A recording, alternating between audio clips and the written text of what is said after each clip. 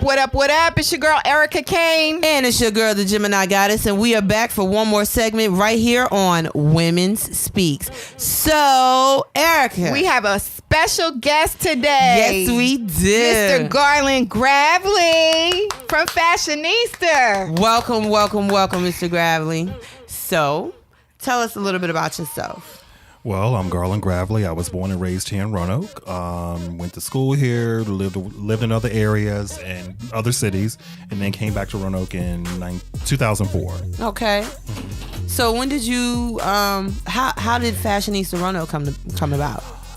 Well, my major in college at Virginia Commonwealth University was fashion merchandising. And so once I left school, I thought I'd move to New York. Of course, it didn't happen. I went to D.C., lived in D.C. for a while, and then came back to Roanoke. And I wanted to do something in fashion here, something that I'm very passionate about. It's something I wanted to do, and I thought, you know what, why not do it here in Roanoke? And so I just got a group of people together, and we formed Fashionista Roanoke back in October of 2008. And what exactly is it? Is it like a social media site, a magazine? We are a social educational fashion organization, and what we do is we produce fashion shows and fashion-related events for, nonprofits. If a nonprofit wants a fashion show or some related event dealing with fashion to raise funds, that's what we do. Okay.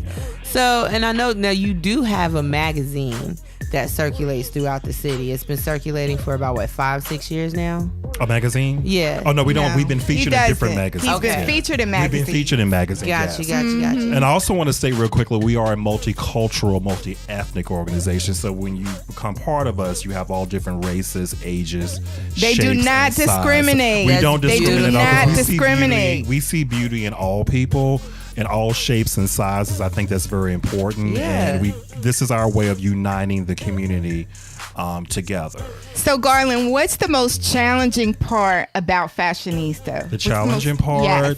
it's just, trying to keep everything together and everything focused, because we do so much, and it's a lot of work, but it's my passion, and I'm enthusiastic about it. So that's one of the most challenging things, is just kind of keeping us on the straight and narrow and obtaining our goals. One of our goals is actually to become a nonprofit organization, so we can do a lot more in the community, particularly with children. Okay. We definitely want to work with children, from grade school all the way to high school. We've done a few things in some of the high schools and also some of the colleges. Like, we've just formed a partnership with Radford University. They have a fashion design and merchandising program, so we'll be doing a lot of things with those students as well. Awesome. Oh, great. So where do you see it going in the next 5 years? I would love it to be, like I said, once again, we become a nonprofit where we do a lot of more community-based things to really help the community, from kids all the way to the elderly. We work with photographers and makeup artists and stylists and models and fashion designers, local fashion designers as well, and just all different types of people. So it's basically just sort of working with people to say, you know what, I've always wanted to be a photographer. They can come to us and we can work with them to make their dream come true, regardless if they're 15 or 50. Right. If you want to tap it, that's your passion and you're enthusiastic about it. Plus, you're giving back to the community, which I think is very important. You're helping others. That is important. Yeah, and what very kind of important. perks do they get coming into Fashionista? Perks do they? Oh, so like your volunteers. What the kind volunteer, of just your photographers, your models, everything like that. What kind of perks? Networking. They meet a lot of different types of people in the community they probably would never meet before. Like I said, we're multicultural, multi-ethnic, so they get to meet people that are different from themselves, right? And they get to network, and also you're helping people that, for instance, that may be less fortunate. So fashion is our vehicle to give back to the community. Okay, and they also get their name out there too. Yeah, they get their name out there too. Absolutely. You can make so many great contacts and network with so many great people in this community. Okay, that sounds great, Garland. Now, for those of you that don't know, Garland and I grew up together. We were neighbors. So if I went out the house not looking right, Garland was going to tell me about myself. No, she always looked beautiful. She always looked good, So now, Garland, let me ask you a question. Sure. What is it?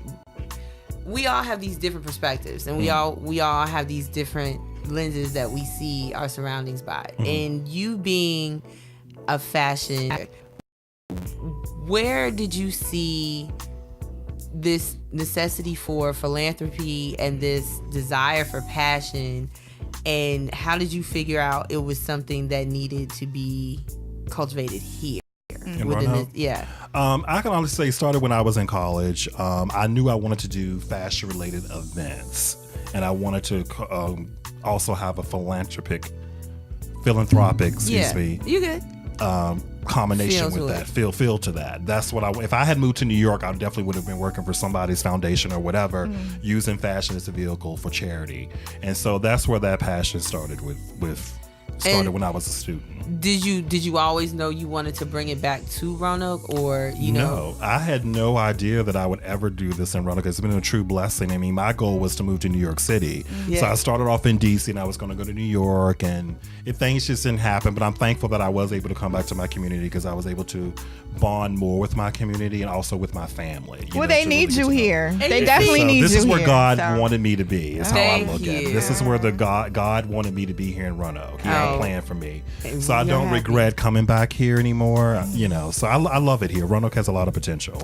I agree. Okay. I definitely agree. And you know what? Timing is everything, because right now that same theme is being repeated through a lot of endeavors that are going on in the city, especially with our young urban entrepreneurs. They've made a conscious shift from just thinking about even I and we to us. Right. Absolutely. And so it's really exciting to see that at the root of it all, you've got these different talents, you've got these different skills, you've got these different capabilities, but what drives them all in the same direction and ultimately benefits us all in growth is that desire to want to not only leave your mark, but leave a legacy. Absolutely. And I think that's really cool, and I'm glad you decided to stay in Roanoke. Absolutely, absolutely. And I'm hoping to expand, Fashionista to other cities. I mean, maybe a Fashionista Atlanta or Fashionista Richmond, and still keep that whole community base and bringing all different types of people together for the betterment of the community. You should do it throughout Virginia, Garland. Yeah, absolutely, Richmond, all over. Absolutely, have a whole network of just nonprofits all over. So Garland, do you have a few minutes to stay with us? Absolutely. All right, we're going to pay these bills. Absolutely. And in the meantime, stay focused.